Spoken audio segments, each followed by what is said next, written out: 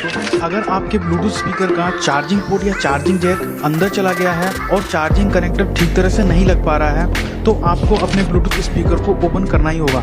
तो यहाँ पर फ्रेंड्स इसके यहाँ पे 2 स्क्रू होते हैं, उनको यहाँ पे आपको ओपन कर लेना है। उसके बाद ये जो यहाँ पे स्टिकर होता है इसको निकाल कर देखेंगे तो यहाँ भी 2 स्क्रू होते हैं, उनको आपको निकाल लेना है। उसके बाद जब आप इसको खोलेंगे तो आपको दिख जाएगा। तो यहाँ पर देख रहे हैं आप, इसका जो चार्जिंग कनेक्टर है वो बिल्कुल यहाँ से उखड़ गया है और जो सर्किट बोर्ड है उसके जो प्रिंट है वो भी यहाँ पे उखड़ गया है। तो यहाँ पर फ्रेंड्स चार्जिंग जैक को दोबारा लगाना जो है वो सही नहीं होगा, वो वापस से उखड़ भी सकता है। तो इसके लिए फ्रेंड्स हमें यहाँ पे कुछ और ही सोचना होगा। तो हमारे पास यहाँ पर एक है कनेक्टर केबल जिसमें कि फीमेल चार्जिंग जैक यहाँ पे एक लगा हुआ है और इसको फ्रेंड्स यहाँ से बीच से हम कट कर देते हैं और इसके जो अंदर के दोनों वायर हैं उनको हम बाहर यहाँ पे निकाल लेते हैं। अब हमको इस कनेक्टर को यहाँ पर इसमें फिट करना है। तो इसके लिए फ्रेंड्स अभी यहाँ पे हमें जगह बनानी होगी, इसको यहाँ पे होल करना होगा।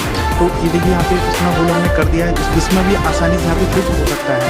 अब फ्रेंड्स ये जो कनेक्टर है इसके दोनों वायर के कनेक्शन के लिए हम बोर्ड में आप यहाँ पे देख लेते हैं। यहाँ पे जो डायोड लगा है उसका यहाँ पे पॉइंट है, यहाँ पे इसका पॉजिटिव यहाँ पे लग जाएगा जो उसका